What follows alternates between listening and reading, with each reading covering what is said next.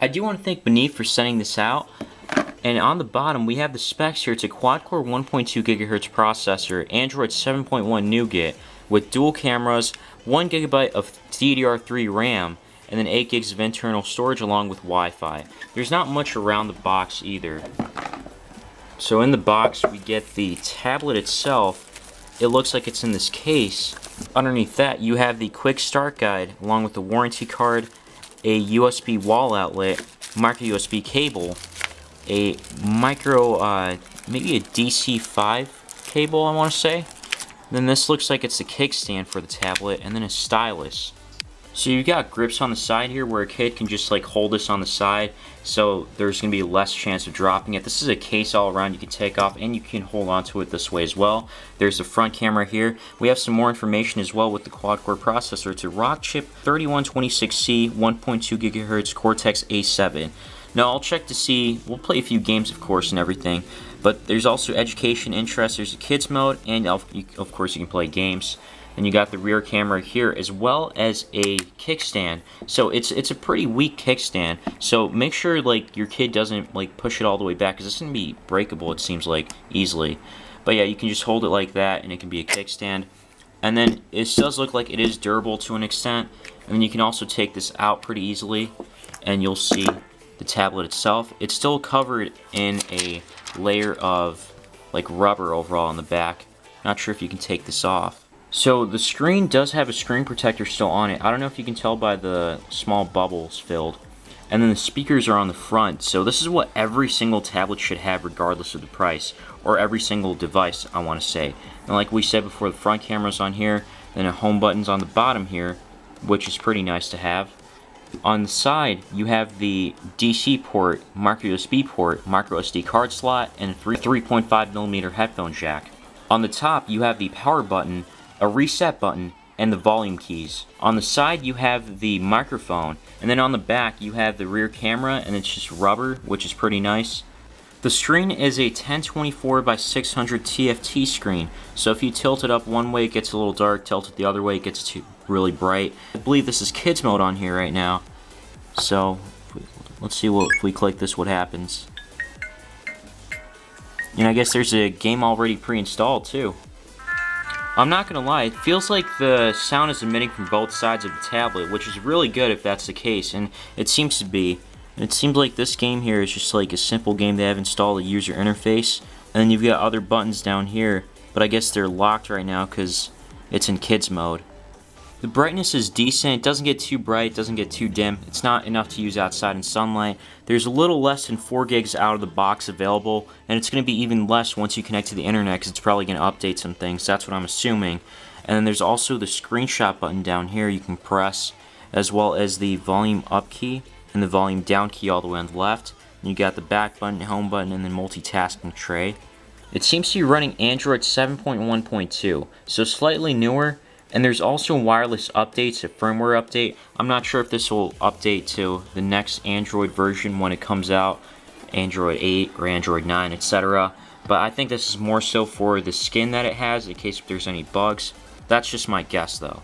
So if you're not a kid, then you can press this exit button and it'll ask you 6 plus 4. So it's going to be 10, and you go to the main screen, I'm assuming. So that was called the iWawa. So I downloaded a few apps, did a few benchmark tests here. On the Antutu benchmark, you got a score of around 10,000. The previous score was 11,000. Now I know that's really low. That's actually the lowest score on any tablet, but believe it or not, this seems to be running decently. And what I mean by that, and I'll show you in just a moment, is that like I've had tablets that performed under this or had a higher score, like 14,000 or even 19,000, and it didn't run as smoothly. And it's more so likely because it was running an older version of Android 7, while this is a little newer. This is running a Rockchip RK3126C with a 4X ARM Cortex-A7. Everything's running at like, 1200 megahertz or 1.2 gigahertz. Yeah, 4 cores, and then everything else there. And then display is 1024 by 600. The refresh rate is around 57 hertz. I'm not sure if that's right now or that's real time. And a Mali 400 MP2 GPU. The Geekbench score was also really low, single core and multi-core. Doesn't come anywhere near the LG Nexus 5, which is the lowest scoring. And then the other thing is that when you're multitasking, you can't really, you can't have multitasking trays, like have two apps open at once or multiple apps. Usually you can do that with Android 7 devices, but this one you can't. Going back into the Wawa, if you try to go into the home page, it's not as easy to get there. Even if you press the home button, bring it down upwards, this isn't going to go away, so it's going to be on there steadily. Now you can press the exit button here, or the kid can try to, and then the mathematical equation comes up, but you can also set your own password for the first time. I already set one up, so I have a password set on here. And if you want to change and add stuff, you can go on the bottom right side, and then you can go click into applications here, and then you can add some applications if you want. So if I want to add Chrome, I would, but I won't. I added mostly games on here. And then I guess we can also add YouTube. You can download YouTube Kids on the App Store. You can now obviously exit, then there's setup. So if you want to change some things around, like with Wi-Fi, the language. I wonder how many different languages there are. There's quite a few here we can go down to. And then you can also do the Wi-Fi, disable status bar drop down. So in Kids mode, do not allow drop down status bar, which is this. So it's actually not letting the status bar come down when I went back home. Now I wonder if we can just get out of this for a second, somehow, some way. No, it's not working at all, so that's a good thing. Then you have the storage path where you can change it to either the internal storage, or if you have a micro SD card slot installed, or the micro SD card installed, you can put that in there. Then you can modify the Android settings from here. If you want to tap on that, it'll take you to the settings. And then you can leave feedback, and if there's an app update. Then you've got a time limit as to whether you can prohibit it. You can have it unlimited, or you can keep it restricted. You can have it on for a certain time of the day, or you can go every single day of the week and set it up. So if we do just prohibit it just for a moment, and then if the kid tries to get in there, then it'll say it's time to sleep, please come back tomorrow. Then you can try to unlock it if he could, but if he knows the password. So, but since he doesn't, you can go ahead and just get on it. And then we can go ahead and check out some apps here. Now, like I said before, I added YouTube on here, so you can definitely remove that if you wanted to. Looks the best to me. This one looks okay. Because since it's So I was playing this video in 720p. Even though it is 1024 by 600, you can still play videos in HD. Even at 60 frames per second. I did try out one of the videos I don't want to play for copyright reasons, and it worked pretty well. Now, this home button I noticed doesn't seem to work all the time. So I kind of just have to bring this upwards. Speakers were alright, not too loud. I mean, they're front face, so if you're in a quiet room, you can hear them. Otherwise, it's a little harder. It's not as loud as some other speakers I've tested. But at, under what? At around $60 at the time of this video, I guess they're acceptable. First game we're checking out here is Monster Dash. I actually played this before, and it runs pretty smoothly for the most part. I don't notice too many stutters or lags. It's still playable. I mean, it's a 2D game, so, it doesn't really need too much power. The next game we're checking out here is called Dan the Man. Now, this is a 2D game, and it seems like there are longer load times as to be expected, but games do seem playable for the most part. And I did play this game a little bit before, and I didn't notice as much slowdown or lag.